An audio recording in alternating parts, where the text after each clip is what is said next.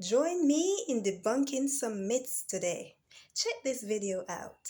The whole message behind it, again, is love the Lord your God with all your heart, mind, soul, and strength. And the second is as the first, to love your neighbor as yourself. Yeshua says this. He said, of all the law and the prophets, that's what they should be teaching you. And if someone is teaching you something other than that, stop listening to them.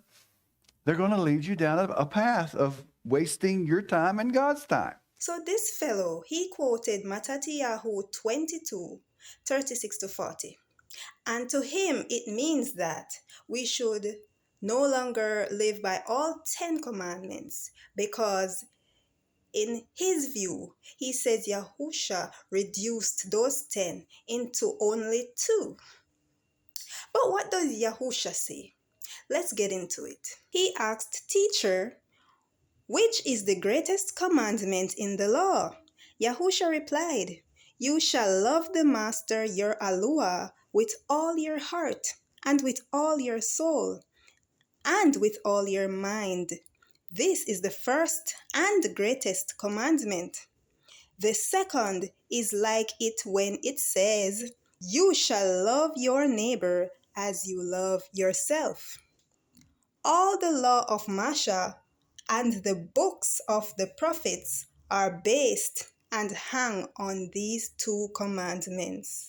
Before we get into that, this chapter ties in perfectly with chapter 31, verse 67 of the Third Testament. And I would like to read a bit of it before we get into the explanation.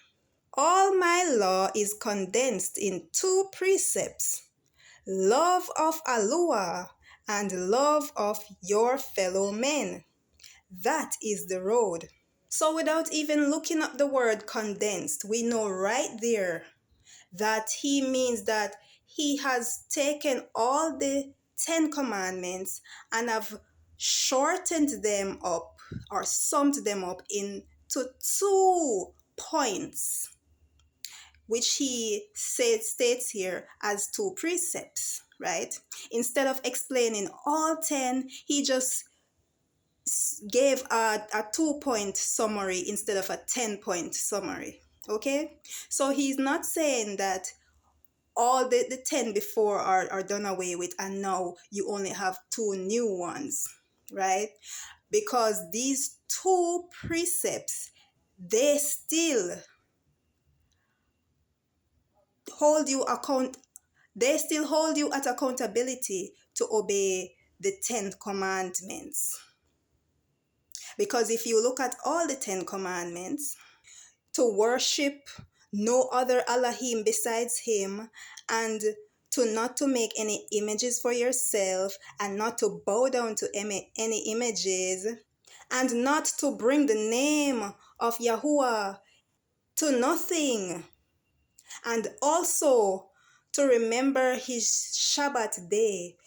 Those commandments are showing that you love Yahuwah with all your heart. So you can condense all of those that I've just read into one.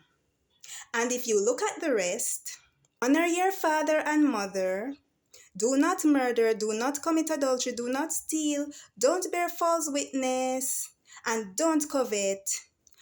All of those rest, you can condense them into one and say, this is loving your neighbor as yourself. Boom. 2 points. Simple, condensed into 2-point summary. That is it. There's nowhere where he's saying, forget about all the 10. Plus, Yahusha would be contradicting all of scripture because at the very beginning, at chapter 5 of Mattathiyahu, verse 17, he says, Do not think that I came to destroy the law or the prophets. I did not come to destroy them, but to fulfill them. And I just want to point this out that this scripture ties in so perfectly again with the teachings of the Third Testament in chapter 16, verse 24. Today I have not taken a whip to punish those who disrespect my law. I have allowed them to feel the consequences of their own faults so that they may realize that my law is inflexible and unchangeable. Which ties in perfectly with what Yahusha said. He didn't come to change nothing at Mattathiyahu 5:17. He only came to fulfill it. To say that Yahusha changed the Ten Commandments into only two would be calling Yahusha a liar. It would be as if he said, I know I said in the beginning that I'm not going to change the laws. I didn't come to do that. But hey, I'm going to change the Ten Commandments and give you two. Huh? But you said you didn't come to do that. What the heck?